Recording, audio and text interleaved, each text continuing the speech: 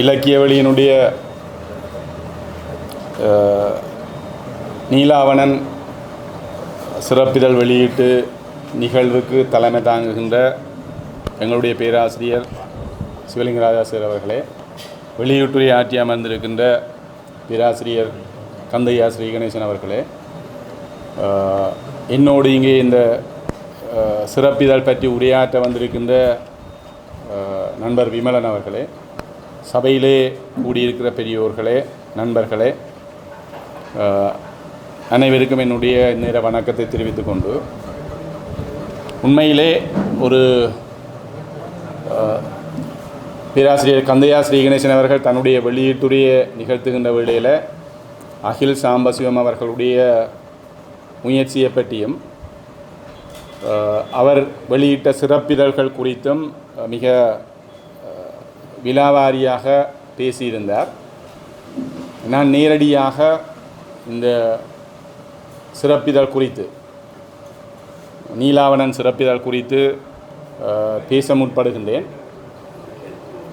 நீலாவணன் அவர் சிறப்பிதழை, அகில் சாம்பசிவம் சிறப்பிதழை அல்லது இலக்கிய வழியில் சிறப்பிதழை வெளியிடுகின்ற வேளையில் மிகுந்த பிரியத்தனம் எடுத்து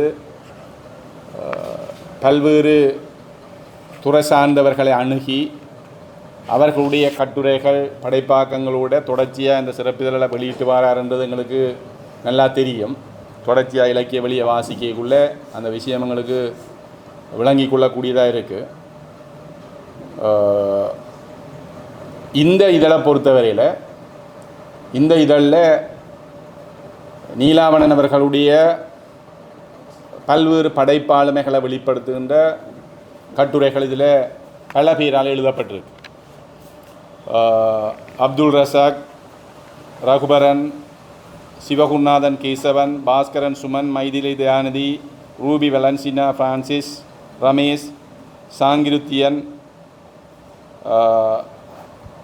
ஜெயசீலன், பிரசாந்தன், இப்படி பல பேர் இந்த கட்டுரைகளை எல்லாம் முக்கியமான ஆட்கள் உங்களுக்கு தெரியும். இந்த பேரில் வாசிக்கக்குள்ளேயே தெரியும். தொடர்ச்சியாக பல்வேறுபட்ட இலக்கிய ஆய்வுகளை செய்கிற ஆட்கள், துறை சார்ந்தவர்கள் இந்த கட்டுரைகளை எழுதியிருக்கார். உண்மையில் இங்கே சார் பேசுகிற வேளையில், கந்தையா ஸ்ரீ கணேசன் சார், பேராசிரியர் கந்தையா ஸ்ரீ கணேசன் சார் அவர்கள் பேசுகிற வேளையில் என்னுடைய மனதில் ஒரு விஷயம் ஒன்று ஓடிக்கொண்டிருக்கேன்னு சொன்னால், இந்த ஒருவருடைய படைப்பாக்கம் அல்லது ஒரு ஆளினுடைய இலக்கிய ஆளுமையை அல்லது ஒரு சிற்றிதழினுடைய இலக்கிய பெருமானத்தை நாங்கள் சொல்ல வழிக்கிடையக்குள்ள நான் கூர்ந்து கவனித்து கொண்டிருந்த நான் சரி சொல்கிற விஷயங்களை பார்த்து கொண்டு போய்க்குள்ள இந்த இந்த இதழுக்கு தேவை, இந்த சிறப்பிதழை பற்றி பேசுகிறதுக்கு தேவை என்றதாலே அங்கே இருந்து தொடங்குகிறேன். நான் சொன்னால் ஏதாவது விடுபடல்கள் நடந்துடுமோ, முக்கியமான விஷயங்களை சொல்லாமல் தவிர்த்து விட்டுருவோமோ என்றொரு பயம் உண்டு. பட்டியல் படுத்திக்குள்ளே அதை ஒழுங்குபடுத்தி சொல்லிக்குள்ளே அப்படி ஒரு விஷயம் உண்டு, அதுக்குள்ளே இருக்குது. அப்போ அந்த விஷயங்கள் பிறகு என்ன செய்யும்னு சொன்னால் எங்களுக்கு பாரதூரமான எதிர்வினைகளை கொண்டு வர சம்பவங்களும் நடந்திருக்கு. அப்படியான விஷயங்கள் நடந்திருக்கு. நான் சேர் சொல்லிக்குள்ளே வழியாக கவனித்து கொண்டு வந்தேன். இந்த விடுபடல்கள் இப்படியாக நடந்தால், குறிப்பிட சம்மந்தப்பட்டவர்கள் இதுக்குள்ளேயே இருந்துட்டால் சில வழி எதிர்வினை உடனே வந்து சேர்ந்துடும். இன்னொன்று சில வேளை ஒரு சஞ்சியில் இந்த விஷயத்தை கட்டுரையாளுதுன்னா அப்புறம் அதுக்கு எதிர்வினை எழுத்து வடிவத்தில் வரும். இப்படியான விஷயங்கள் நடக்கும். ஏன் நான் இதை சொல்கிறேன், இப்போ சார் சொன்னதுக்காக சொல்லலை, நான் வேறு ஒரு தேவைக்காண்டி சொல்கிறேன்னு சொன்னால், நான் 2 கட்டுரைகளை இதில் மிக விசேஷமாக நான் வாசித்த கட்டுரைகள் 2 இருக்குது. அந்த கட்டுரைகள் ஜெயசீலன் எழுதின நீலாவணன் கவிதைகள் பற்றிய ஆய்வுகள், நீலாவணன் கவிதைகள் பற்றி ஆய்வுகள் என்ற கட்டுரை முதலாவது கட்டுரையாக இருக்குது. அதே மாதிரி தமிழ் சிறுகதை வரலாற்று எழுதியல் பிரச்சனை பாடுகள் என்று சு வேணுகோபால் எழுதின கட்டுரை. இந்த 2 கட்டுரையும் நான் முக்கியமாக வாசித்தேன். என்னென்னு சொன்னால், நானும் விமலனும் ஒரு ஒப்பந்தம் செய்து வச்சுருக்கோம். இப்படி இந்த இந்த இதழை பற்றி பேசுகிறதுன்றது ஏற்கனவே நாங்கள் கதைச்சி வச்சுக்கிட்டோம். அப்போ இதுக்கு முந்தி இந்த என்னுடைய பேசுகிற இடத்துக்கு வேறு ஒரு ஆள் பேச இருந்தவர்ன்னு நினைக்கிறேன். நான் அதை அறிஞர் ஒரு ஆள் பேச இருந்தவர்ன்னு சொல்லி அவருக்கு நேரங்கள் பிரச்சனை. அப்போ நான் என்ன பேச கேட்ட வேளையில் ஏற்கனவே விமலனும் அவரும் சில விஷயங்களை பகிர்ந்து பேசுகிறதுக்கு தயார்படுத்தினது எனக்கு தெரியாது. நான் முழுவதும் என்னுடைய பாட்டுக்கு வாய்ச்சி கொண்டிருக்கல இடையில் நாங்கள் சந்தித்த வேளையில், குந்தவேந்த வெளியீட்டு நேரத்தில் சந்தித்த வேளையில் நாங்கள் எங்களுக்குள்ள ஒரு விஷயத்தை பிரித்து கொண்டோம், இப்படி பேசுவோம்னு சொல்லி அவர் என்ன சொன்னார், முன்னம் பேச இருந்தவர் இன்ன பகுதிகளை பேச இருந்தார், இப்போ நீங்கள் அதுக்கு அமைவாக பேசுங்கன்னு சொல்லி இப்போ இன்றைக்கு மத்தியானம் கூட நான் விமலனுக்கு சில விஷயத்தை நான் அழுத்தி பேசுவேன். அந்த விஷயங்கள் கூறினது கூறலாம் திருப்பி ஒரே விஷயத்தை பேசாமல் நான் தவிர்த்து கொள்வோம்னு சொல்லி நான் மத்தியானம் கதைச்சிருந்தேன். அப்போ அந்த அடிப்படையில் பார்த்தால் இப்போ இந்த 2 கட்டுரையும் முக்கியமான கட்டுரையாக தெரியுது. ஏனென்றால் இந்த இலக்கிய வரலாற்று எழுதியல் என்று சொல்லி சொல்கிற அந்த விஷயம் ஒரு மிக முக்கியமான ஒரு பிரச்சனையாக நீண்ட காலமாக எங்கள் மத்தியில் இருக்குது. இதில் சு வேணுகோபால் என்ன செய்கிறாருன்னு சொன்னால் சிறுகதை இலக்கிய வரலாற்று எழுதுவதில் அந்த எழுதியலில் வார பிரச்சனைப்பாடுகள் என்று சொல்ல பயன்படுத்துகிறார். பிரச்சனைப்பாடுகளை பற்றி கதைக்கிறார். இடர்பாடுகள் என்று நாங்கள் சொல்கிறாங்க, இவர் பிரச்சனைப்பாடுகள் என்று சொல்லி அந்த விஷயத்தை பற்றி எழுதுகிறார். எழுதி சிறுகதை வரலாற்று எழுதுறதுல உள்ள பல்வேறுபட்ட பிரச்சனைகளை எனக்கு அவரில் ஒரு பெரிய விமர்சனம் இருக்குன்னு சொன்னால் சிறுகதை என்பது ஏதோ தமிழ்நாட்டு புலத்துக்குரிய ஒரு விஷயம் என்றது மாதிரி அவர் அந்த கட்டுரை எழுதியிருக்கார். அதை அகில் பிரசுரிச்சிருக்கிறார். அகில் முதல் அவர்கிட்ட கேட்டிருக்கணும், சிறுகதை வேறு இடத்தையும் இல்லையா, ஈழத்தில் இல்லையா, மலேசியாவில் இல்லையா, சிங்கப்பூரில் இல்லையா என்று சொல்லி ஒரு கேள்வி ஒன்று அவர் கேட்டிருக்க வேணும் அகில் என்று நான் நினைக்கிறேன். அது பெரிய விமர்சனமாக சொல்லலை. நான் சில வேளை அவர் அதை மட்டுப்படுத்தி அந்த தமிழ்நாட்டுக்குரிய சூழலில் தான் அறிஞ்ச சூழலில் விரிவாக சொல்லி இருக்கலாம். ஆனால் அந்த அந்த மட்டுப்பாடுகள் அந்த அந்த அந்த பிரச்சனைப்பாடுகளை பற்றி அவர் கதைக்கிறது தமிழ்நாட்டில் வந்த சிறுகதை வெளியிடப்பட்ட சிறுகதைகளை ஆரம்பத்திலேருந்து பிற்பட்ட காலம் வரைக்கும், அண்மை காலம் வரைக்கும், ஜெயமோகனுக்கு பிற்பட்ட காலம் வரைக்கும் அவர் கொண்டு வந்த அந்த சிறுகதை வரலாற்று எழுதியலில் உள்ள பிரச்சனைப்பாடுகளை பற்றி கதைக்கிறேன். அப்போ இது ஒரு விஷயம். இதை பற்றி கொஞ்சம் இன்னும் கூட சொல்லலாம், நான் பின்னுக்கு வேறு சந்தர்ப்பத்தில் இதை நான் சொல்கிறேன். ரெண்டாவது ஜேசிலண்ட கட்டுரை. ஜேசிலண்ட கட்டுரை இந்த நீலாவணன் கவிதைகள் பற்றிய ஆய்வுகள். இங்கே நடந்த ஆய்வுகளில் உள்ள நீலாவணனுடைய கவிதைகள் பற்றிய ஆய்வுகளில் இங்கே நடந்த பிரச்சனைகளை பற்றி நான் இதுவரைக்கும் அப்படி ஒரு கட்டுரையை வாசிக்கல. அவ்வளவுக்கு விவரமாக பல விஷயங்களை ஒப்பீட்டு முறையிலையும் ஒப்பியல் முறையிலையும் முன்னுக்கு வந்த ஆய்வு என்ன விஷயங்களை முதன்மைப்படுத்திச்சுது, அதில் இல்லாத விஷயங்கள் என்ன, பின்னுக்கு வந்து அந்த ஆய்வுகள் அதை மேவி எப்படி சென்றது, புதிய கருத்துக்கள் எப்படி சொல்லப்பட்டது, ஆய்வு செய்தவர்களுடைய வேறுபாடுகளை அடிப்படையாக வச்சு கொண்டு அவைக்குள்ளே வந்த முரண் நிலைமைகள் எப்படி இருந்ததுன்னு சொல்லி பல விஷயங்களை பற்றி. இது கவிதைகளை பற்றியதல்ல, கவிதைகள் பற்றிய ஆய்வுகளின் எழுதியல் எப்படி இருந்தது என்று தான் நான் அதை விளங்கி கொண்டேன். நான் முதல்ல வேணுகோபாலுடைய வாசிக்கக்குள்ள அந்த கவிதை ஆய்வு எழுதியல் நீலாவணனை முன்வச்சு எழுதுகின்ற அந்த எழுதியல் எப்படி எங்களுடைய ஈழத்து சூழ்நிலையில் இருந்தால் என்று அவர் பேசுகிறார் என்று நான் அந்த கட்டுரையை விளங்கி கொண்டேன். இந்த 2 கட்டுரையும் படித்து முடிய மற்ற கட்டுரைகளுக்குள்ளே உள்ளுக்கு போய் நீலாவணனை பற்றி பலரும் எழுதிய பல்வேறு விதமான இயற்கை படிமங்களை பற்றி, சமூக யதார்த்தத்தை பற்றி, நீலாவணனுடைய கவிதையின் அழகியலை பற்றி, இப்படி பல்வேறு பேர் எழுதின அந்த கட்டுரைகளின் அந்த தொகுப்பு எடுத்து பார்க்கக்குள்ள அவ்வளவு ஆய்வுகளும் திருப்பி இப்படி ஒரு வரலாற்று எழுதியல் பற்றிய விஷயத்தை எப்படி சொல்லுதென்று விளங்கி கொள்ளக்கூடியதாக இருக்குது. அப்போ இந்த இதழினுடைய அந்த முழு ஓட்டமும் எங்களுடைய படைப்பு, இப்போ எங்களுடைய இலக்கிய நெறி, இப்போ இலக்கிய செல் நெறியில் இந்த இந்த வரலாற்று எழுதியலோட சம்மந்தப்பட்ட விஷயமாக தான் விளங்கி கொண்டேன். இப்போ இது எனக்கு ஒரு பொறியை, ஒரு சிந்திக்கிறதுக்குரிய ஒரு பொறியை கொடுத்தது அப்படின்னு சொல்லி சொன்னால், இதுக்கு முந்தையும் சிறப்பிதழ் வெளியிடப்பட்டது. அந்த இடத்துல இந்த சிந்தனை வரையில்லை. நான் அதை படிச்சிருக்கேன், அந்த சிறப்பிதழை படிச்சிருக்கேன். இங்கே வருது என்னென்னு சொன்னால் சில முக்கியமான பிரச்சனைகள் எழுப்பப்பட்டிருக்கு. இப்போ நீங்கள் பார்த்தீங்கன்னு சொல்லி சொன்னால் இந்த வரலாற்று எழுதியலுடைய இந்த 2 கட்டுரைகள்லையும் வேணுகோபாலுடைய கட்டுரையை நாங்கள் எடுத்து பார்த்தோம் என்று சொல்லி சொன்னால் அந்த வரலாற்று எழுதியலை எப்படி அவர்கள் பார்க்க வெளிக்கிடினோம் என்று சொல்லி சொன்னால், முதலாவது இந்த குறித்த ஒருவருடைய படைப்பு வெவ்வேறு வகையான ஆய்வுகளை முன்னிறுத்தி அந்த வரலாற்றை எப்படி சொல்கிறது, குறித்த ஒருவருடைய படைப்பை பற்றி வெவ்வேறு பட்டவர்களுடைய ஆய்வுகளை முன்னிறுத்தி ஒரு இலக்கிய வரலாற்றை எப்படி கட்டமைக்கிறது அந்த விஷயம். அப்போ அது ஜேசியில் நல்ல அழகாக செய்திருக்கார். அந்த விஷயத்தை நீலாவணனை முன் வச்சு ஒரு காலகட்டத்தினுடைய இலக்கிய வரலாற்றை அந்த ஆய்வுகள் வழியாக கட்டமைக்கிறதுக்கு அவர் முயற்சி செய்திருக்கார்.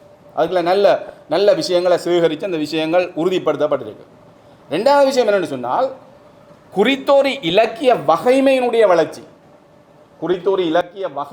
வளர்ச்சி. இப்போ வேணுகோபாலுடைய கட்டுரை எடுத்து பார்த்தோம்னா ஒரு வகைமை எடுக்கப்பட்டிருக்கு. சிறுகதை என்ற ஒரு வகைமையை எடுத்து வச்சுக்கொண்டு அந்த வகைமையினுடைய வளர்ச்சியின் வரலாறு எப்படி ஒரு காலகட்டத்தினுடைய இலக்கிய வரலாறாக அமையும் என்று சொல்லி சொல்கிறார். அப்போ அவர் சிறுகதை என்ற அந்த வகைமையை எடுத்து வச்சுக்கொண்டு அந்த அந்த வரலாற்றை சொல்கிறதுக்கு முயற்சி செய்கிறார். அப்போ அது அந்த பிரச்சனை பாடுகளாக அவர் பேசுகின்ற அந்த விஷயமா இருக்கு. அப்போ இதுன்ற பின்புலத்தில் மற்ற விஷயங்கள் எல்லாத்தையும் பார்க்கக்குள்ளேயும் ஒட்டு மொத்தமாக நீலாவணன் குறித்த அந்த முழு வரலாற்றியல் அணுகுமுறையை வச்சு கொண்டு எங்களுடைய புலத்தில் நடந்த இலக்கிய சர்ச்சைகள், எங்கள் புலத்தில் நடந்த இலக்கியம் சம்பந்தப்பட்ட விவாதங்கள் பற்றிய ஒரு வரலாற்றை சொல்கிறதா தான் எனக்கு தெரியுது. அப்போ இந்த ரெண்டு அடிப்படைகளும் நாங்கள் ஆழமாக பேசப்பட வேண்டியதுன்றது என்னுடைய அந்த துறை சார்ந்த அறிவு எனக்கு போதாது. ஆனால் ஓரளவுக்கு என்னிட்ட இருக்கிற வாசிப்பை அடிப்படையாக வச்சு கொண்டு சொல்கிறதுன்னு சொன்னால் நாங்கள் சிறுகதை வரலாறு எழுதியிருக்கிறோம். ஈழத்தில் கூட சிறுகதை வரலாற்றை நாங்கள் எழுதியிருக்கிறோம். பேராசிரியர் சிவத்தம்பி அவர்கள் ஈழத்தில் இந்த சிறுகதை வரலாற்றை எழுதியிருக்கிறார். செங்கியாளியான் ஈழத்தினுடைய சிறுகதை வரலாற்றை பற்றி எழுதி அதெல்லாம் நூல்களாக வந்துருக்கு. அப்போ அந்த நூல்களை எடுத்து நாங்கள் படிக்கிற காலத்திலேயே அதில் பல விமர்சனங்கள் சொல்லப்பட்டது. நாங்கள் அதை முதல்ல எடுத்து படிக்கிற காலத்திலேயே அந்த நூல்கள் பற்றிய பல விமர்சனங்கள் பலராலும் சொல்லப்பட்டது. இதில் விடுபடல்கள் இருக்குது, இந்த வரலாறு சரியாக பார்க்கப்படையில்லை என்ற அந்த பிரச்சனைகள் எல்லாம் சொல்லப்பட்டு கொண்டே வந்தது. இப்போ இங்கே இப்போ சார் சொல்லிக்கல சில தகவல்கள் ஒரு பர்சனலான அவை தனிப்பட்ட தொடர்பு ரீதியான பல்வேறுபட்ட தகவல்களை செறிஞ்சு சொன்னார். நீலவணனுடைய ஆளுமையை பற்றி சொல்ல வழி கிடைக்குள்ள சொன்னார். அப்போ எங்களை போன்றவர்களுக்கு நாங்கள் அதனுடைய படைப்புகளை மட்டும்தான் படிக்கிறோம். அந்த காலத்தினுடைய நிலவரத்தினுடைய பிரதிநிதிகளாக நாங்கள் இல்லை. எழுத்துக்கள் வாயிலாக தான் அந்த காலத்தினுடைய பிரதிநிதிகளாக போய் நின்று கொண்டு அதை பற்றி நாங்கள் பேசுகிறதுக்கு வெளிக்கிறோம். அப்படி வெளிக்கிடைக்குள்ள அந்த குறிப்பிட இப்போ மட்டக்களப்பு கிழக்கு பிராந்தியத்தினுடைய இலக்கிய செல்நெறியிலே அவர்களுடைய இடங்களை பற்றி நாங்கள் கதைக்க வெளிக்கிடைக்குள்ள இந்த கட்டுரைகள் ஒரு ஆழமான புரிதலை நான் தரும் என்று நான் கருதுகிறேன். அப்படி கருதுகிற வேளையில் இந்த வரலாற்று எழுதியலுக்கு பின்னால் ஒரு அரசியல் இருக்குது என்றது நாங்கள் ஆழமாக புரிஞ்சு கொள்ள வேண்டிய தேவை இருக்குது.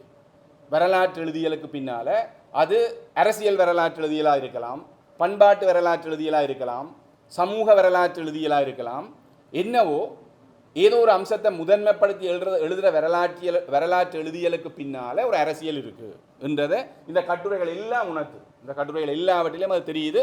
நான் சொன்ன விசேடமாக அந்த ரெண்டு கட்டுரைகளும் அதில் ஆழமாக இறங்கி அவர்கள் வேலை செய்திருக்கிறார்கள்ன்றதுக்காக தான் அதை நான் உதாரணமாக சொன்னேன். அப்போ அதில் என்ன நடக்குதுன்னு சொல்லி சொன்னால் இந்த அரசியல் எப்படி உருவாக்கப்படுது என்று பார்த்தோமேன்னா தனிப்பட்ட ஒருவருடைய அறிவு, துறை சார்ந்த அறிவு, அவர் அது சம்பந்தமாக வச்சிருக்க தேடல், இந்த கட்டுரைகள் வழியாக இன்னொரு விஷயத்தை நான் பார்த்தேன். அவர்களுடைய ஆய்வூக்கம் என்ற அந்த விஷயம் எல்லாம் கலந்து வரைக்குள்ளே அந்த வரலாற்று எழுதியல்ல வருகின்ற திரிவுகளை நாங்கள் பேச வேண்டிய தேவை இருக்கு என்றது இருக்கு. இப்போ முன்னிய எங்களுடைய இலக்கிய வரலாற்றை எழுதியவர்கள் குறித்து இப்படி தனிப்பட்ட விமர்சனங்கள் இருக்கு. அவையுடைய அறிவு, அவையுடைய ஆராய்வூக்கம், அவர்கள் செய்கின்ற தேடல் என்பவற்றை அடிப்படையாக கொண்டு நாங்கள் அந்த வரலாற்று எழுதியல் பற்றிய விஷயத்தை தீர்மானம். நீலாவணன் பற்றிய விஷயங்களை எழுதுகிற வேளையில் அப்படி நடந்திருக்கு.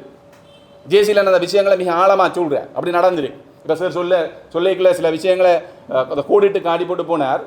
இப்போ தளையசிங்கம், மூப்போ போன்றவர்கள் ஆத்மார்த்தமான அம்சங்களுக்கு முக்கியத்துவம் கொடுத்து அவர்கள் அந்த அந்த அந்த கருத்தியல் நிலையில் நின்று கொண்டு நீலாவணனை பார்க்கக்குள்ள அந்த கருத்தியலில் நின்று கொண்டு அவரை பார்க்கக்குள்ள எப்படி பார்த்தார்கள், அந்த கருத்தை மறுதளித்து பேசுகின்ற மார்க்சிய விமர்சகர்கள் அல்லது முற்போக்கு இலக்கிய அணியினுடைய விமர்சகர்கள் பார்க்கிற வேளையில் அந்த சமூக யதார்த்தத்தை எப்படி வெளிப்படுத்தினார்கள். இங்கே சமூக யதார்த்தம் பற்றி ஒரு கட்டுரை இருக்கு. மிக ஆழமாக அவற்றை சமூக யதார்த்தத்தை பேசுது, கவிதைகளை எடுத்துக்காட்டி சொல்லுது. ரகுவரன் சாருடைய கட்டுரைகள் எல்லாம் அந்த சமூக யதார்த்தம், அந்த அவர் உண்மையில் படிமங்கள் அந்த விஷயங்களை பற்றி பேசினாலும் அந்த விஷயம் வெளிப்படையாக சொல்லப்படுது. அப்போ இயற்கை படிமங்களை பற்றி பேசுகின்ற வேளையில் கூட அந்த யதார்த்தத்தோடு சேர்த்து தான் பேசப்படும். அண்மையில் ஒரு வியப்பாக இருந்தது, எங்களுடைய தமிழ்த்தின போட்டிக்கு வடமாச்சி பிரதேசத்தில் இருக்கிற வலைய மட்ட தமிழ்த்தின போட்டிக்கு அவருடைய அந்த காக்கை கவிதை விமர்சனத்துக்காக கொடுக்கப்பட்டிருந்தது. நீலாவணனுடைய காக்கை என்ற அந்த கவிதை அது கொஞ்சம் கடுமையாக விளங்கி கொள்வது, பிள்ளைகளால் விளங்கி கொள்வது கொஞ்சம் கஷ்டமான விஷயம். அந்த காக்கை என்ற உருவகத்தை வச்சுக்கொண்டு எங்களுடைய சமூகத்தை பற்றி பேசுகின்ற கவிதையை அவர்கள் ஒரு பழைய சங்ககாலத்து பாடலையும் கொடுத்து அது ஒரு பழந்தமிழ் இலக்கியம் என்ற வகையில் அதுக்குரிய விமர்சனமும், நவீன கவிதை என்ற வகையில் இவருடைய இந்த காக்கி என்ற கவிதைக்குரிய விமர்சனமும் பிள்ளைகளெல்லாம் சிறப்பாக செய்திருக்காங்க. டீச்சர்ஸ் அதுக்காண்டி தேடி அதை பற்றியெல்லாம் எழுதி கொடுத்து பேச வச்சு மனப்பாடம் செய்ய வச்சு அவை விமர்சனத்தை இப்போ நாங்கள் இப்படி இயல்பாக கூட்டத்தில் பேசுகிற மாதிரி அவங்க பேசுவோம். நான் குணேஸ்வரனை கிட்ட எப்படி பேசியிருப்பாங்கன்னா குணேஸ்வரன் தன் பிள்ளை பேசின ஒரு வீடியோ எனக்கு காட்டுச்சுது. எப்படி பேசுகிறான்னு பாருங்கன்னு சொல்லி இயல்பாக பிள்ளை என்ன செய்தால் அதை மைண்டுக்கு எடுத்து நல்லா அழகாக பேசுது. அப்போ இது இந்த முயற்சியெல்லாம் நடக்குது. அப்போ அந்த சமூக யதார்த்தத்தை பேசுகிற அந்த விஷயம் இன்று வரைக்கும் நடக்குது. அப்போ இந்த வகையில் பார்த்தோமேன்னு சொல்லி சொன்னால் அப்போ முதலாவது ஒரு தனிநபருடைய அறிவு தேடல் ஆய்வூக்கம் என்பவற்றை காரணமாக வருகின்ற திரிபுகள் சிலது இருக்கு. ரெண்டாவது விஷயம் எப்படி வருதுன்னு சொல்லி சொன்னால் இந்த கட்டுரைகளில் ரெண்டாவது விஷயம் சில இயக்க நிலைப்பட்ட கொள்கைகள் காரணமாக வருகின்ற திரிபுகள். அதைத்தான் நான் இப்போ சொல்ல வலிக்கிட்டேன். இப்போ ஆத்மார்த்தமான விஷயங்களை பார்க்க வேணும், அந்த கவிதையினுடைய ஆத்மார்த்தமான விஷயங்களை பற்றி சொல்ல வேணும் என்று மூப்போ அவர்கள் எழுதுகிறார் என்று சொல்லி சொன்னால் அதற்கு எதிர்நிலையில் நின்று கொண்டு நுஹ்மான் அவர்கள் இந்த சமூக யதார்த்தத்தை பற்றி அவர் எழுதின விஷயத்தை பற்றி சொல்கிறார். எஸ்போ அவர்களால் விமர்சிக்கப்படுற கருத்துக்களை எஸ்போ அவர்களால் இந்த முற்போக்கு இலக்கிய இயக்கத்தினுடைய செயற்பாடுகளை அவர் தொடர்ச்சியாக விமர்சித்து கொண்டு தான் நல்ல அழகாக அந்த விஷயத்தை சொல்கிறார். அவர் ஜேசியில் நீங்கள் பார்க்கலாம் சில விமர்சனங்களை உண்டாக்குது அந்த வாசிக்கைக்குள்ளே. விமர்சிக்கிற வேளையில் எஸ்போ ரெண்டு விஷயங்களை கதைக்கிறார். ஒன்று அவருடைய கவிதையில் இருக்கிற அழகியலை பற்றி பேசுகின்ற நிலைமையும், மற்றது மட்டக்களப்பு சூழ்நிலையில் இருக்கிற அந்த வாழ்க்கை முறைகளை பற்றி பேசுகின்ற விஷயத்தை பற்றியும் எஸ்போ பேசி இதை இவர்கள் கவனிக்க இல்லை. மகாகவியையோ நீலாவணனையோ இவர்கள் கவனிக்க இல்லை. முருகையனை இவர்கள் தூக்கி வச்சு பேசியிருக்கிறார்கள் என்பதை பற்றிய விவாதங்கள் வருது. அந்த விவாதத்தை ஸ்ரீபிரசாந்தன் தன்னுடைய கட்டுரையில் எப்படி ஒரு சமநிலைக்கு கொண்டு வரார் என்ற அந்த விஷயம், மகாகவி மூவரையும் கொண்டு வந்து சமப்படுத்தி மகாகவியினுடைய மேன்மையை மகாகவியை முன்னுக்கு கொண்டு போய் மற்ற ரெண்டு பேரையும் எப்படி பின்னுக்கு கொண்டு வர ரெண்டு ஒவ்வொருத்தருடைய விஷயங்களும் சேர்த்து படிக்கிற வேளையில் உண்மையில் அந்த அந்த இயக்க நிலைப்பட்ட அல்லது சித்தாந்த நிலைப்பட்ட அல்லது கருத்தியல் நிலைப்பட்ட வகையில் எப்படி அந்த அந்த அரசியலை தங்களுக்குள்ள வச்சு கொண்டு அவர்கள் அந்த வரலாற்று எழுதியலை செய்கிறார்கள் என்பதை மிக மிக நாசூக்காக கட்டுடைக்கிற கட்டுரைகளாக தான் இந்த கட்டுரையில் நான் பார்க்குறேன். மிக நாசூக்காக கட்டுடைக்கிற அந்த விஷயம். அப்போ அந்த கட்டுடைப்பு நிகழுகின்ற வேளையில் நான் இன்றைக்கு பாவிக்கிற அந்த சொல்கிறேன். அந்த கட்டுடைப்பு அந்த கட்டுரைகளே கட்டுரைக்க வேணும். ஆனால் நான் இப்போ சொல்கிற அந்த கட்டுரையை வாசித்து முடிக்க எங்களோட மனசுக்கே இருக்கிற அந்த திண்மமாக இருக்கிற சிந்தனையை கொஞ்சம் அப்படி உடைக்கிற நிலைமை அந்த கட்டுரைகளால் வருது. நாங்கள் திண்மமாக நின்று கருதி வச்சிருக்கிற விஷயத்தை அது மெதுவாக உடைக்குது. அப்படி உடைச்சி அது சிலமாக வரையக்குள்ள எங்களுக்கு அந்த இடைவெளிகளுக்குள்ளால புதிய புதிய விஷயங்களை கொண்டு வரப்படுது. இப்போ நான் நினைக்கிறேன் இப்படி வருகின்ற சில நபர்களை குறித்த அல்லது படைப்பாளுமைகளை குறித்த இந்த சிறப்பிதழ்கள் என்பது நீண்ட காலத்தில் இந்த வரலாற்றை பற்றி ஒரு மறு விசாரணையை செய்கிறதுக்குரிய வாய்ப்பை கொடுக்குற அந்த சூழலை நான் இந்த சிறப்பிதழ்குள்ளால் காண்றேன். இதுக்கு முந்தி வந்த சிறப்பிதழ் நான் படிச்சிருக்கேன். ஆனால் எனக்கு இதே ஏதோ ஒரு நெஞ்சுக்கு நெருக்கமான ஒரு விஷயமா தெரியுது என்னன்னு சொல்லி சொன்னால் சில விட நாங்கள் அறிஞ்ச விஷயங்கள், எங்களுடைய பிரதேசம் சார்ந்த விஷயங்கள், எங்களுடைய ஒரு மூத்த படைப்பாளி சார்ந்த விஷயங்கள், முன்னோடி படைப்பாளி சார்ந்த விஷயங்கள் என்ற வகையால் இது கூடுதலாக புரியுதோ என்னவோ தெரியல. அப்போ இப்படியான விஷயங்களை நீங்கள் பார்க்கலாம். அப்போ இதுக்கு மேலால் இன்னொரு விஷயம் இருக்குது. இது நான் இந்த கட்டுரைகளுக்களால் படிக்கிற விஷயம். மூன்றாவது விஷயம், இதுக்கு முந்தைய எங்களுடைய பழைய இலக்கிய வரலாற்றை எழுதியவர்கள் நடந்த முரண்பாடுகள் இருக்கு.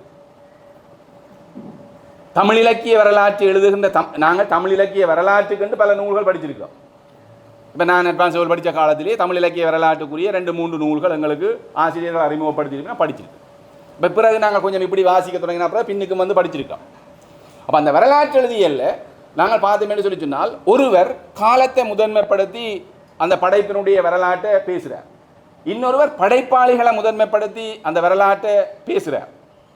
படைப்பாளிகளை அப்போ படைப்பாளிகளை அதான் நான் சிறரை பற்றி சொன்ன அந்த விஷயம் ஆக்களை சொல்லிக்குள்ளே ஒரு பெரும் பயம் வருது. அப்படின்னு சொன்னால் நாடகம் என்று சொல்லி போட்டு ஏற்றி பொண்ணுத்துலேன்ற ஒரு பேரை சொன்னால் மற்ற பேரை தச்சலாக விட்டுட்டால் அது பெரிய பிரச்சனை. இப்போ நாங்கள் கட்டுரை எழுதியக்குள்ளே ஒரு பயங்கரமான ஒரு அசௌகரியம் இருக்குன்னு சொன்னால் பிரேக்கரில் போடுறது இந்த பட்டியல் முழுமையானது அல்ல என்று போட்டு நாங்கள் தப்பிச்சு கொள்கிறோம். நான் அண்மையில் ஒரு கட்டுரை எழுதி போட்டு சேரட்ட காட்டினேன் கந்தையாசிரியர் சேரட்ட ஒரு நாடகம் சம்மந்தப்பட்ட விஷயம் என்றுடைய சரி இந்த பேர்களை பாருங்க சேர்ந்தது. அப்போ அவர் சில விஷயங்களை நான் குறைபாடுகளில் சொன்னேன், இப்படியான விஷயங்கள் வரையில் போடாது. அப்போ வராட்டி என்ன செய்கிறது என் அறிவு காணாது. அப்போ நான் பிரேக்கெட்டை போட்டுவிட்டு இது முழுமையானது அல்ல என்று போட்டுவிட்டால் நான் தப்பி. அப்போ இப்படி தம்பி போகிற நிலைமையில் வருது. ஆனால் வரலாற்று எழுதியல்ல இது நடக்கக்கூடாது. ஏனெண்டா இப்படியான ஆய்வுகளுக்குள்ளால வரைக்குள்ள இப்படியான சிறப்பிதழ்களுக்குள்ளால வரைக்கும் இப்படி நடக்கக்கூடாது என்பதை உணர்த்துற வகையில் அப்போ ஒரு காலகட்டத்தில் நபரை முதன்மைப்படுத்துகிறோம், இன்னொரு காலத்தில் காலத்தை முதன்மைப்படுத்துகிறோம். சங்க காலம் சங்கம் அறிவிய காலம்னு சொல்லி காலத்தை முதன்மைப்படுத்தி கொண்டு வந்தோம். இன்னொரு பக்கத்தில் இலக்கிய பண்பை அடிப்படையாக வச்சு கொண்டு நாங்கள் பேச வலிக்கிறோம். அப்போ எனக்கு வியப்பாக சொன்னால் இந்த விஷயம் இப்படி எப்படி நாங்கள் இலக்கிய வரலாற்றில் இப்படி ஏதோ ஒன்றை வச்சு கொண்டு வரலாற்று எழுதியில் தீர்மானிக்க கூடாதுன்னு சொன்னமோ அந்த பண்பு எல்லாத்தையும் வச்சுக்கொண்டு இந்த கட்டுரைகள் வந்து சேர்ந்துருக்கு. அந்த பண்பு இல்லாத இப்போ வேணுகோபாலோட கட்டுரையை பொறுத்தவரையில் அதை பற்றி எனக்கு ஒரு பெரிய விமர்சனம் இருக்குன்னு சொன்னால், முதலாவது விமர்சனம் சொன்னால் நான் அது இந்திய புலத்தில் வச்சு எழுதப்பட்டிருக்கேன். ரெண்டாவது விமர்சனம் என்னென்னு சொன்னால் அவரும் அதை உணர்ந்திருக்கிறார். அவர் சொல்கிறார், எப்படி ஒரு சிற்றிதழ் காலத்தை எடுத்து வச்சுக்கொண்டு வானம்பாடிகள் காலத்தில் வந்த சிறுகதைகள் என்று சொல்லி சொன்னமே என்றால், அல்லது கவிதைகள் என்று சொல்லி சொன்னமே என்று சொல்லி சொன்னால், அந்த காலம் ஒரு சிற்றிதழினுடைய காலம். அப்போ அந்த சிற்றிதழுடைய அரசியல், அந்த சிற்றிதழில் எழுதினவர்களுடைய அரசியல், அந்த சிற்றிதழ் ஒரு காலத்தை உருவாக்கி இருக்கு. இப்போ எங்களுடைய புலத்தில் என்று சொன்னால் மல்லிகை காலம், அலை காலம் என்று சொல்லி நாங்கள் ஒரு காலத்தை நாங்கள் தீர்மானிக்கிறத போல, அப்படி அந்த காலத்தை தீர்மானிக்கிறது அந்த சிற்றிதழ் தீர்மானிக்கிறதா இருக்கு. அதோட இன்னொரு பிரச்சனை வருது என்றால், அதே ஒரு சிற்றிதழில் எழுதி அந்த அரசியலுக்கு ஏற்ற வகையில் எழுதின ஒரு படைப்பாளி அந்த சிற்றிதழில் இல்லாமல் இன்னொரு சிற்றிதழையும் அவர் எழுதியிருக்க. அப்போ வேணுகோபால் பத்திரிகைகளில் எழுதுகிற படைப்பாளிகளை பற்றி கடும் காத்திரமான விமர்சனங்களை செய்கிறார். பத்திரிகை கோரி பெற்றுக்கொள்வதற்கு ஏற்ப கதைகளை எழுதி கொடுக்குற படைப்பாளிகளை குறித்து மிக மிக கூடுதலான விமர்சனங்களை அவர் செய்கிறார். அப்போ இந்த விஷயங்கள் எல்லாம் பார்க்கப்பட வேண்டிய ஒரு தேவை எங்களுக்கு இருக்குது. அப்போ அது நிலவாணனாக கூட இருக்கலாம், அல்லது சோப்பசராக இருக்கலாம், அல்லது சிவலிங்கராசராக இருக்கலாம், யாராம் ஒரு ஆளாக இருக்கலாம். இவருடைய அந்த வரலாற்றையும் அவருடைய துறை சார்ந்த இலக்கிய படைப்பு பற்றியும் வரலாற்றை பற்றி எழுதியக்குள்ளேயும் இந்த பிரச்சனைகளை பற்றி ஆழமாக பார்க்க வேண்டிய தேவைகளை பற்றி இவர்கள் சொல்லி இருக்கிற ஒரு விஷயத்தை நான் பார்க்கக்கூடியதாக இருக்கு. இன்னொரு அற்புதமான விஷயம் ஜேசியில் என்ற கட்டுரையில் பார்த்தோம் அப்படின்னு சொன்னால், இது நாங்கள் வளமையாகவே ஆய்வுகளில் கதைக்கிற விஷயம். ஒரு புலமை சார்ந்த ஆய்வுகளில் இந்த வரலாற்று எழுதியல்ல அகவயமும் புறவயமும் எப்படி செல்வாக்கு செலுத்திச்சது என்ற விஷயத்தை பற்றி அவர் சொல்கிறார். நீலவணனை வச்சுக்கொண்டு சொல்கிறார், அகவயமும் புறவயமும் எப்படி செல்வாக்கு செலுத்திச்சு என்று சொல்லி. அப்போ இதில் அகவயத்தை பார்க்குறதன் விளைவால் அவரை நாங்கள் ஒரு பிழையான இடத்துல கொண்டு போய் வைக்கிறோமோ, அந்த கவிஞனுடைய அகவய பண்புகளை அகவயமான ஆய்வு நோக்கில் பார்க்குறதால கொண்டு போய் பிழையான இடத்துல வைக்கிறோமோ. நாங்கள் பொதுவாகவே ஒரு புலமை சார்ந்த ஆய்வில் எல்லாருமே புறவயமான விஷயங்களைத்தான் எதிர்பார்க்கலாம். ஆனால் ஜேசிலன் ஒரு கேள்வி எழுப்புறார், அந்த புறவயமான விஷயம் போதுமா? இப்படியான ஒரு கவிஞனுடைய இடத்தை நாங்கள் ஒரு இடத்துல ஒரு வரலாற்றில் இடப்படுத்துறதுக்கு இவ்வாறான புறவயமான அம்சங்கள் மாத்திரம் போதுமா? அப்போ அகவயமான அம்சம், அப்போ இதில் இன்னொரு விஷயம் வருது அப்படின்னு சொன்னால், இந்த அகவயமான அம்சங்களை பார்க்க அது சமூக யதார்த்தம் பற்றிய விஷயமாக மாறுது. கவிதையினுடைய அழகியலை மறுதளித்து சமூக யதார்த்தம் பற்றிய விஷயமாக மாறுதுன்றெல்லாம் சொல்ல வலிக்கிறார். மௌனகுரு, சித்திரலேகா மௌனகுரு, நுஹ்மான் போன்றவர்கள் தொகுத்த 20ஆம் நூற்றாண்டு இலக்கிய வளர்ச்சிய வரலாற்றை பற்றி சொல்கிற அந்த சிறிய நூல் இருக்குது. அந்த நூலில் தான் முதல்ல நீலாவணனை முக்கியப்படுத்தி பேசியிருக்கிறார்கள். அதுக்கு முந்தைய எந்த ஆய்வுகளையும் அவரை நீலவணனை முக்கியப்படுத்தி, அவற்றை கவிதை முயற்சிகளை முக்கியப்படுத்தி, அவருடைய படைப்பு முயற்சிகளை முக்கியப்படுத்தி யாரும் எழுதே இல்லை. இப்போ மௌன விளங்கல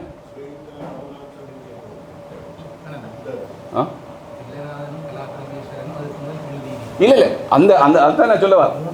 3 பேரை முக்கியப்படுத்தி நான் கிளியராக தான் சொன்னேன். நீலாவணனை ஒரு தடவை முக்கியப்படுத்தலைன்ற விஷயம். இந்த ஆய்வுகளில் நீலாவணனை முக்கியப்படுத்தவில்லை என்றுதான் விஷயம். வேறு ஒவ்வொரு அவை அந்த 3 பேரையும் வச்சுக்கொண்டு, மூவர்களையும் வச்சுக்கொண்டு, ஒரு இடத்துல முருகையன் தூக்கலாக இருக்கிறார், இன்னொரு இடத்துல மகாகவி தூக்கலாக இருக்கிறார், இன்னொரு இடத்துல நீலாவணன் தூக்கலாக இருக்கிறார். இந்த ஒவ்வொரு இடத்துல வெவ்வேறு அளவில் தூக்கப்படுறதுடைய பின்னணி என்ன? சேர் சொல்லிக்க நல்ல அழகா சொன்னார். முருகையனே அந்த கவிதையை ரசித்தார். இவர் சேர் சொல்லி போட்டு சொன்னார், முருகையனே அந்த கவிதையை ரசித்தார், நீலவணனுடைய அந்த கவிதையை ரசித்தார்னு சொல்லி, திறமான கவிதைன்னு சொல்லி சொன்னார்.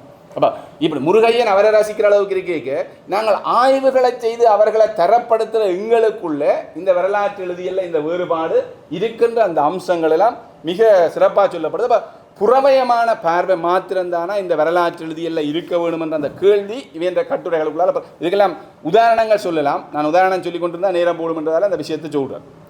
அடுத்தது இன்னொரு விஷயம் இருக்கு எப்படின்னு சொன்னால், வரலாற்று வரலாற்று எழுதியலை செய்யல ஒப்பியல் ஆய்வு எந்த அளவுக்கு பொருத்தப்பாடுடையது என்ற கேள்வி ஒன்று வருது. இதெல்லாம் அந்த கட்டுரைகள் எனக்கு தந்த கேள்வி. ஒப்பியல் ஆய்வு எந்த அளவுக்கு பொருத்தப்பாடுடையது. ஜேசிலன் மடதவர் வேணுகோபால் போன்றவர்கள் ரெண்டு விஷயத்தை ஒப்பிடினோம். வேணுகோபால் இடத்துல சொல்றார், ஜெயகாந்தன் சிறுகதைகள் எழுத தொடங்கிய காலத்தில் அந்த ஜெயகாந்தனுடைய சிறுகதைகள் மிக வீச்சானவையாக இருந்தன. அப்ப ஒரு காலகட்டத்தில் ஜெயகாந்தன் எழுதிய பத்திரிகைகளை பற்றி விமர்சனம் செய்த ஆட்களே பிற்பட்ட காலத்தில் ஜெயகாந்தனுடைய படைப்புகளை அவர்கள் ஏற்றுக்கொண்டு அதுக்கு ஒரு முன்னுரிமை கொடுக்கிறான். அப்ப இங்க நடக்கிற ஒப்பீடு என்னென்று பார்த்தோம் என்றால், முன்னொரு காலத்தில் அடுத்த இன்னொரு காலத்தில், அந்த காலத்திலிருந்து இந்த காலத்திலே அவருடைய கருத்தியல் எப்படி மாற்றம் பெற்றது. அப்ப வரலாற்று எழுதியல் இந்த கால வேறுபாடு காரணமாக கருத்தியல் மாறுபடுறது பற்றி ஒரு முக்கியமான விஷயத்தை அவர் சொல்றார். இன்னொரு ஒப்பியலை பற்றி சொல்றார் அப்படின்னு சொன்னால் கருத்தியல் ஒப்பியல் என்று சொல்லி ஒரு விஷயத்தை சொல்றார். கருத்தியல் ரீதியான ஒப்பியல். அப்ப கருத்தியலை நாங்கள் வெவ்வேறு சந்தர்ப்பத்தில் ஒப்பிட்டு பார்க்கிறோம். இப்ப இப்படி சொல்லலாம், முற்போக்கு எழுத்தாளர்கள் அல்லது இந்த மார்க்சிய எழுத்தாளர்கள் முருகையனை முதன்மைப்படுத்திய கருத்துக்களை நீலாவணனுடைய கவிதைகளை எடுத்து வச்சுக்கொண்டு முருகையனை நீலாவணனை ஒப்பிட்டு பார்க்கக்குள்ள எந்தெந்த இடங்களில் நீலாவணன் தன்னுடைய கவிதைகளில் ஒரு மேலுக்கு நிற்கிறார் என்றது மாதிரியான விஷயங்களை அவர்கள் சொல்ல பார்க்கணும். அப்போ அப்படியான விஷயங்கள் இதுக்குள்ளே வருது. அப்போ இந்த ஒப்பியலை படைப்பாக்க கொள்கையினுடைய அடிப்படையிலையும் இந்த ஒப்பியல் நிகழ வேண்டும் என்ற விஷயங்கள் வலியுறுத்தப்பட்டிருக்கு. அப்போ இந்த விஷயங்களை நான் ஒரு சில உதாரணங்களை சொல்கிறேன். நான் இப்போ நான் சொன்ன இந்த கொள்கை ரீதியாக சொன்ன இந்த விளக்கங்களை நீங்கள் பார்த்தீங்கன்னு சொன்னால்,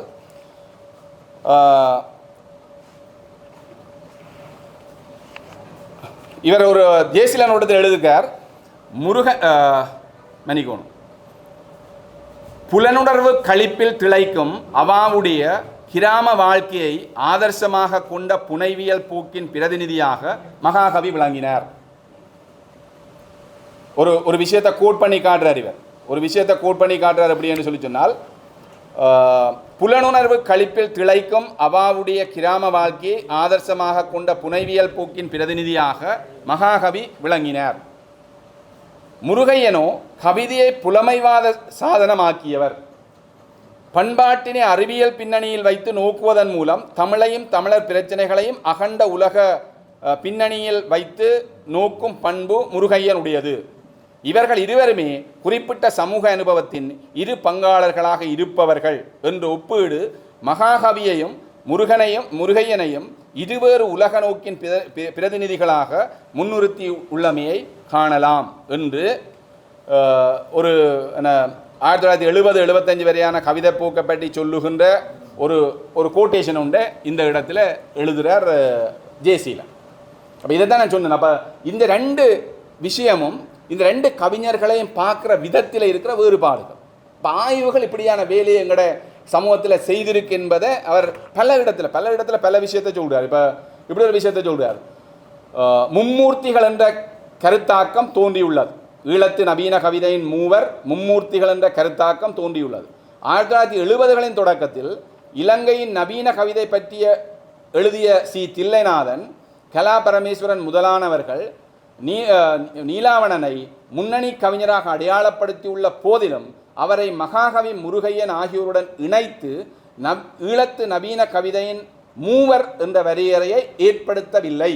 சி. மௌனகுரு, மௌ. சித்ரலேகா, எம்.ஏ. நுஹ்மான் ஆகியோர் இணைந்து எழுதிய 20ஆம் நூற்றாண்டு ஈழத்து தமிழ் இலக்கியத்திலும் முன்னணி கவிஞர்கள் என்ற பட்டியலிலேயே நீலாவணன் இடம்பெற்றுள்ளார். அதற்கு பின்னரான காலப்பகுதியில் சண்முகம் சிவலிங்கம், எம்.ஏ. நுஹ்மான் ஆகியோரின் எழுத்துக்களின் வழியேதான் மகாகவி முருகையன் நீலாவணன் ஆகிய மூவரையும் ஒரு சேர ஈழத்து நவீன கவிதையின் மூவர் என சுட்டும் மரபு ஏற்பட்டது என்று சொல்லிலாம் எழுதுகிறேன்.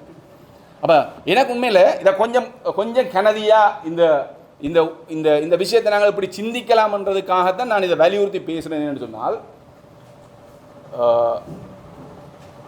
எல்லாருமே 2000ஆம் ஆண்டு ஒரு எல்லையாக வச்சிருக்கேன். இது என்னென்னு தெரியல. எனக்கு வேணுகோபாலும் சொல்கிறார், 2000ஆம் ஆண்டுக்கு பிறகு வந்த சிறுகதைகளை பற்றி என்ற கீழாதேங்கோ, நான் அதுக்கு முந்தின சிறுகதைகளுக்கு ஒரு வரலாற்று எழுதியல்ல உள்ள பிரச்சனை பாட்டை சொல்கிறேன் என்று சொல்லி போட்டுதான் என்று சொல்லி முடிக்கிறார் அந்த கட்டுரையை.